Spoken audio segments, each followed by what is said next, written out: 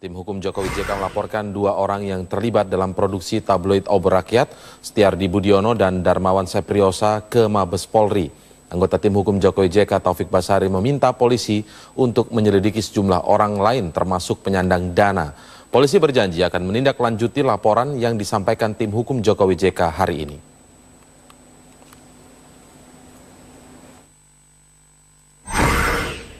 Sementara itu pihak istana membantah keterlibatan mereka dalam penerbitan tabloid obor yang berisi kampanye hitam terhadap calon Presiden Joko Widodo. Menteri Sekretaris Negara Sudi Silalahi membantah ada keterlibatan istana dalam penerbitan tabloid obor yang berada di sejumlah wilayah di Jawa Barat dan Jawa Timur. Sudi mengatakan mereka akan memanggil Setiardi Budiono terkait soal ini. Ya tidak benar lah ya kalau istana kan kita tahu semua dari dulu presiden sudah dimanapun beberapa forum di mana beliau selalu menekankan bahwa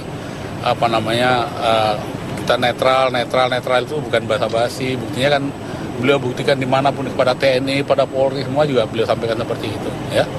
Jadi tidak pada posisi berpihak. Kalau ada seperti begitu, ya mungkin kalau mau dipersoalkan persoalannya secara hukum ya supaya jelas siapa yang berbuat itu. Jangan dikait-kaitkan dengan istana. Istana kalau yang saya tahu tidak ada istana bermain di wilayah itu ya. Akan ada investigasi internal Pak, karena kan dia stafnya juga. Ya, itu nanti oleh atasannya ya, ada atasannya, ada Felix ya, ada Seskap nanti untuk menindaklanjuti ya. Sebelumnya Setiardi Budiono yang mengaku sebagai pemret majalah itu sudah membenarkan bahwa dia bekerja sebagai asisten dari staf khusus Presiden bidang pemerintahan dan otonomi daerah Felix Wanggai. Dan dia mengatakan sudah mendapatkan izin untuk melakukan aktivitas politiknya. Saya adalah asisten staf khusus Presiden yang memiliki latar belakang jurnalis. Tapi secara etika tentu saja saya tidak boleh melibatkan institusi saya. Ini adalah pekerjaan pribadi. Oleh karenanya, atasan Anda Felix Wanggai. Dia tahu soal itu? Saya bukan hanya, Pak Felix bukan hanya tahu, saya izin cuti kepada beliau untuk melakukan aktivitas politik, bukan aktivitas politik, yang membuat tabloid ini, dan saya mengajukan cuti ke beliau. Wanggai belum dapat dimintai komentarnya terkait pengakuan Setiardi ini. Namun melalui akun Twitternya, dia mengatakan bahwa sebagai pegawai negeri sipil, sikapnya netral soal pencapresan. Sebelumnya Dewan Pers sudah mengatakan bahwa tabloid obor bukan merupakan produk jurnalistik dan isinya merupakan kampanye hitam terhadap salah satu capres yang bertarung di Pilpres mendatang, yaitu Joko Widodo. Tim Liputan Metro TV. Pemirsa, apa sebenarnya motif dari asisten staf khusus Presiden SBY membuat tabloid obor yang isinya memfitnah Capres Joko Widodo? Kami mengulasnya kali ini dengan Taufik Basari, tim pemenangan Jokowi JK bidang hukum. Selamat malam Mas Taufik. Malam Indra. Baik, terima kasih sudah hadir. Ada Boni Hargens, analis politik. Selamat malam. Selamat malam. Bang Boni, oke. Baik, saya mulai dari Mas Taufik terlebih dahulu. Mas Taufik, hari ini dilaporkan kan ya, itu 2 orang yang disebutkan tadi yang membidani tabloid obor rakyat ini ke Mabes Polri. Kita ingin tahu dulu, apakah ini kemudian berarti yang pasal yang dikenakan atau yang dilaporkan ini adalah terkait pidana umum atau pidana pemilu? Karena itu yang juga menjadi pertanyaan ketika kami membahasnya dengan Polri. Ya, dua-duanya. Jadi dua-duanya ya? Ya, ada pidana umumnya, ada pidana pemilu ya. Untuk yang pidana umum kita laporkan untuk pasal 310, 311 ya. Pencemaran nama baik dan fitnah. Kemudian pasal 156 dan 157 KUHP. Penyebaran kebencian atas dasar golongan. Kemudian juga pasal 16 Yunto pasal 4 Undang-Undang tentang penghapusan diskriminasi rasial dan etnis. Ya, karena memang ada penyebaran kebencian atas dasar rasial dan etnis. Dan baru yang terakhir pasal 214 Undang-Undang Pilpres. Nah, jadi memang kita melihat ini persoalannya tidak hanya terbatas pada soal pilpres saja, ya, soal kampanye saja, tapi juga persoalan yang lebih penting dari itu bahwa ada upaya-upaya atau langkah-langkah melakukan penyebaran kebencian atas dasar SARA. Nah, menurut saya ini sangat berbahaya. Oleh karena itulah maka yang sebenarnya ini bukan hanya kepentingan Jokowi dan JK, tapi juga kepentingan kita semua sebagai bangsa. Baik, kalau untuk meluruskan lagi, kalau disebutkan pidana pemilu, bagaimana bisa menjadi masuk ke pidana pemilu, Mas Tobas? Karena waktu itu Pak Boy Rafli Amar menyebutkan kalau memang pesertanya adalah salah satu peserta dari Pilpres ini bisa masuk dalam pidana pemilu karena kampanye hitam tadi. Nah, ini kaitannya seperti apa bisa masuk ke pidana pemilu? Ya, kaitannya dengan kampanye, larangan untuk melakukan kampanye dengan mengetengahkan hal-hal yang berbau sara. Ya. Nah, ini masalah apakah ini akan terkait dengan persoalan pelanggaran pemilu, kita serahkan kepada aparat. Ya, yang jelas kita laporkan dulu itu. Betul, kita sajikan bukti-buktinya, kita sajikan fakta-faktanya. Jadi kita berikan kepada polisi ya yang merupakan pihak yang punya kewenangan untuk menentukan kira-kira ini deliknya masuk yang mana, dan kita akan ikuti saja. Baik, Bung Boni, kalau apa yang Anda baca atau Anda analisa ketika melihat bahwa setelah ini menjadi pertanyaan-pertanyaan publik begitu, siapa sih yang membidani ini? Ternyata setelah diketahui, bahkan melalui pengakuan sendiri begitu, dia adalah seorang asisten staf khusus Presiden SBY. Nah, apa yang Anda analisa ketika mengetahui bahwa ternyata pelaku ini adalah asisten staf khusus atau deputi staf khusus? Justru itu yang bikin menarik. Saya sih melihat dari aspek politik ya, Mas Taufik ya, Mas Indra. Kampanye hitam itu kan dalam teorinya biasanya pelaku itu menyamarkan identitas. Nah itu yang paling mendasar. Jadi orang tidak berani. Berbeda kalau negatif campaign, orang tuh berani karena ada data. Kampanye hitam kan itu semua fitnah, palsu. Jadi dia sembunyi. Tanpa identitas harusnya biasanya. Yang hebatnya Setiardi, dia itu membuka identitasnya. Bahwa ini loh Setiardi, gitu ya. Artinya apa? Kalau dibaca dari perspektif lain, hanya orang yang merasa kuat atau tahu bahwa dia kuat yang bisa memperlihatkan identitas aslinya. Nah, artinya bahwa si Setiardi ini betul-betul merasa kuat, merasa aman. Berarti dia tidak sendirian. Berarti ada kekuatan besar yang juga membackup dia di dalam tindakan politik ini, melakukan kampanye hitam, menerbitkan sebuah tabloid yang tidak jelas alamatnya dan tidak mengikuti kaidah jurnalistik dan segala macam ya, gitu. Tapi mari kita lihat dulu siapa sebenarnya Setiardi ya. Dari informasi dan data yang kita kumpulkan, Setiardi ini kan dulu dia keturunan Jawa, tetapi dia besar di Palembang, terus kemudian pindah ke Bandar Lampung. Dia menyelesaikan SMA di SMA Negeri 2. Oh, mengenal nih ya, tahu. Saya tahu baik data-data tentang orang ini. Jadi dia tamat SMA 2 Bandar Lampung itu tahun 1989. Ini persis teman kelasnya Andi Arief, staf khusus presiden. Lalu kawan ini kemudian kuliah STT Telkom Bandung. Sambil menekuni profesi sebagai wartawan. Nah, dalam proses itu, entah bagaimana manuver politiknya, kemudian setelah SBY menjadi presiden, kawan ini dapat jatah untuk ambil bagian di dalam kekuasaan. Dia menjadi komisaris BUMN.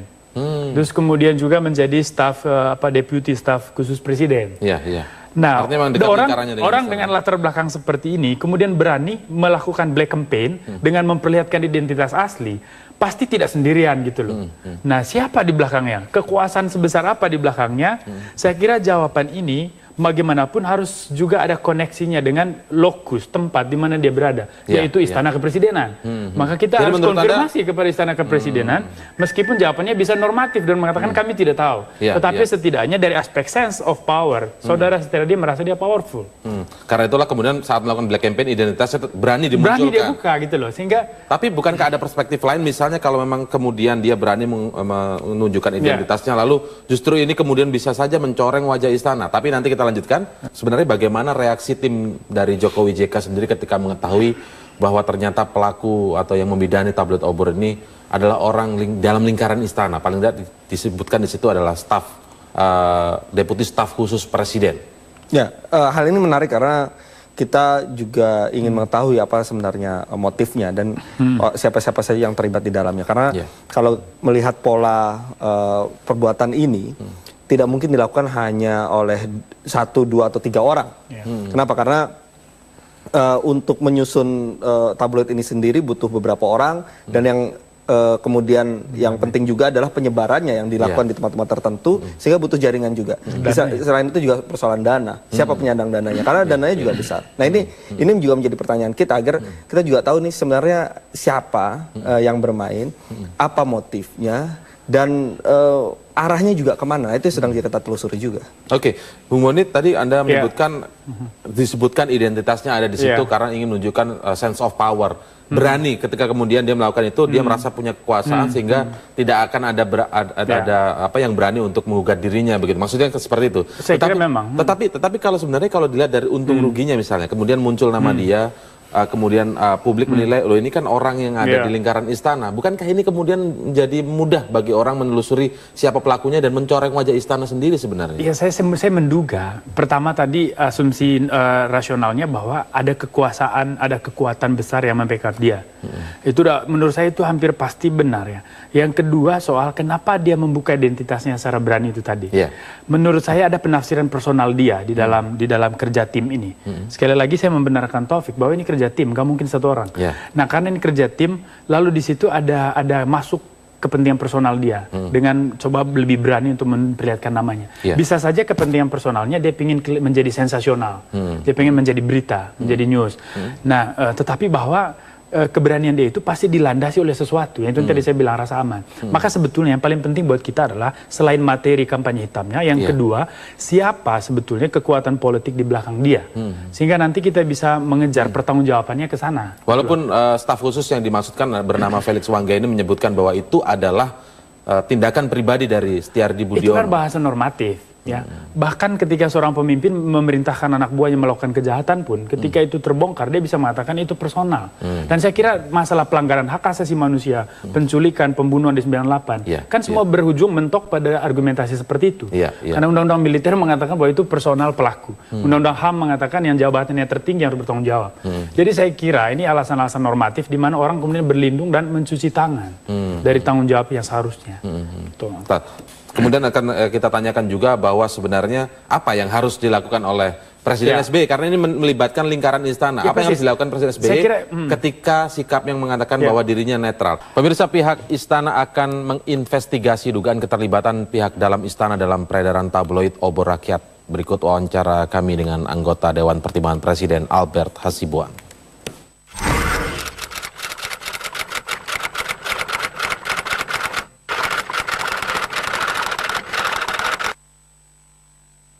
Dan kalau akhir-akhir ini disangkutkan pada istana, karena Saudara Setiardi ini adalah anggota bawahan dari Felix Wanggai yang saya kenal, sampai sekarang ini saya belum bisa menyebutkan ya bahwa ada hubungan dengan istana, karena disangkal sendiri oleh Pak Dipo ya, dan juga oleh Saudara Felix Wanggai ya.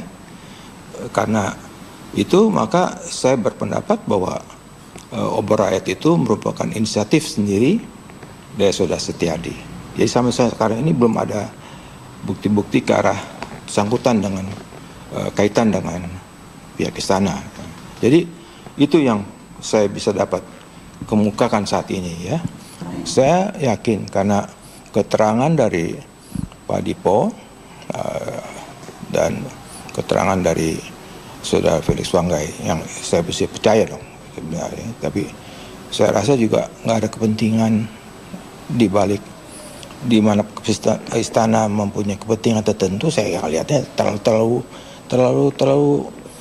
mudah, terlalu sumir ya untuk melihat itu.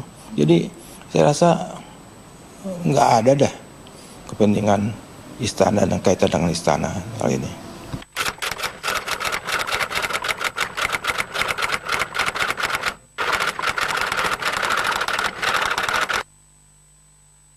Saya tidak mengingkari bahwa bisa saja Setiardi ini sebagai pegawai atau sekretaris dari Felix Wanggai berinisiatif untuk membuat semacam obor rakyat ini.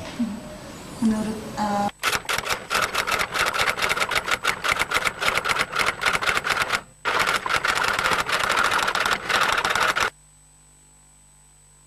menerbitkan dan menyebarkan obor rakyat itu memerlukan dana yang cukup besar, apa ke Jawa Timur, ke pesantren perantauan, ke Barat, macam itu memerlukan dana yang besar, percetakannya juga. Jadi itu memerlukan dana. Yang penting bahwa siapa yang mendandai, apakah tabungan Saudara Setiardi, nggak mungkin ya. Jadi apakah Setiardi itu dengan sukarela berbakti untuk tujuan tertentu dalam menerbitkan obor rakyat, tidak masuk akal. Baik, kita lanjutkan perbincangan di Prime Time News. Saya akan bertanya sedikit ke Bang Boni sebelumnya. Bisakah ini kemudian dikaitkan? Karena pertanyaan kemudian siapa yang mendanai? Menurut Anda apakah ini dilakukan secara sistematis atau memang bisa saja hanya seorang Setiardi yang mendapatkan dana dari siapa misalnya? Ya karena kan ini kita belum, dari tim hukum kan juga belum menemukan corpus delicti soal besar dana dari siapa dan segala macam. Tapi saya kira sebagai asumsi, seperti yang saya bilang di awal, dia tidak sendirian. Maka ini pasti membutuhkan dana banyak. Dilihat dari histori siapa Setiardi, saya kira sangat tidak masuk akal bahwa dia mendanai itu sendiri. Meskipun dia akan dengan mudah beralibi, ini saya mendanai sendiri dan seterusnya. Ya kita tahu Setiardi tidak akan... Bahwa dia pernah menjadi seorang komisaris BUMN yang Anda sebutkan tadi? Iya, artinya bahwa pekerjaan sebagai komisaris itu kan konsekuensi dari keterlibatan politik dia ketika kampanye. Nah saya tidak yakin bahwa uang yang dia kumpulkan dari jabatan itu kemudian mau dibuang hanya untuk kerjaan nakal seperti ini. Ya, pasti ada orang lain, orang yang juga punya kepentingan di dalam kontestasi Pilpres ini. Maka saya kira nanti Mas Taufik dan tim ini juga harus betul-betul koordinasi dengan Polri dan sebagainya untuk melihat transaksi pendanaan untuk operasional dari obor rakyat ini. Itu sangat penting. Dengan posisinya sekarang disebutkan sebagai deputi staf khusus presiden begitu Mas Taufik. Kalau kemudian apakah ini kemudian bisa dikaitkan kemudian bahwa pendanaannya bisa datang dari situ atau masih jauh dari itu atau bagaimana? Ya sejauh ini kita belum menemukan hal-hal yang bisa kita kaitkan. Jadi saya akan berangkat dari apa yang kita miliki saja dulu. Tapi tadi menarik, saya pikir memang pihak istana pun juga tidak, kita harap tidak hanya sekedar membantah, gitu ya. Tapi juga melakukan investigasi internal, sehingga ketika mengeluarkan satu tanggapan ataupun klarifikasi itu didasarkan pada satu proses yang telah dilalui sebelumnya, yaitu investigasi. Kalau misalnya hanya bantah saja, ya mudah, semua orang dengan mudahnya bisa membantah. Nah yang penting kan kalau pihak istana sendiri juga melakukan investigasi, barangkali menemukan sesuatu hal, ya bisa saja ada kaitannya, bisa juga tidak. Nah, kalau tidak kan bisa dijelaskan hasil investigasinya. Oh tidak, ternyata keterlibatannya dengan pihak A, B, C. Atau kalau iya, lantas seperti apa gambarannya. Nah, ini yang kita tunggu. Karena bagaimanapun, ya kita juga ingin publik kembali percaya pada institusi pemerintah, gitu ya. Kalau seperti ini kan menjadi orang makin tidak percaya. Kita juga tidak ingin seperti itu. Maka kembalikanlah kepercayaan publik dengan penjelasan-penjelasan yang didasarkan pada suatu proses investigasi. Dan satu yang unik juga menurut saya pernyataan dia bahwa dia mengambil sikap netral di dalam Pilpres kali ini. Presiden maksudnya ya?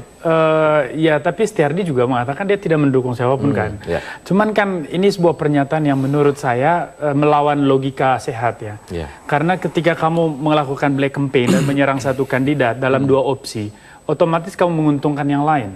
Nah di situ keberpihakan itu secara implisit tetapi tegas di situ. Maka itu memperjelas bahwa ada upaya untuk melarikan diri dari serangan-serangan dari fakta gitu. Baik, kalau disebutkan Mas Taufik tadi sebaiknya pihak istana melakukan investigasi. Tapi kita tahu bahwa berita ini ternyata juga akhirnya mengganggu presiden karena sepertinya disebutkan ada di lingkaran dalam istana. Nah, seharusnya seperti apa langkah yang harus dilakukan presiden kalau menurut Bung Boni agar membuat clear tadi? Ya kan ada mekanisme di istana. Itu bagaimana supaya saudara Setiardi ini mempertanggungjawabkan tindakannya dan bila perlu segera dinonaktifkan dari jabatan dia sebagai deputi staf presiden.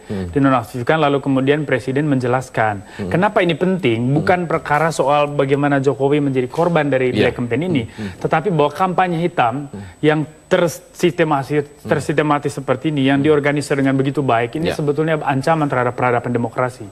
Yang meskipun kemudian ketika ini terungkap, tentu saja korban dari kampanye hitam ini akan dengan sendirinya terselamatkan.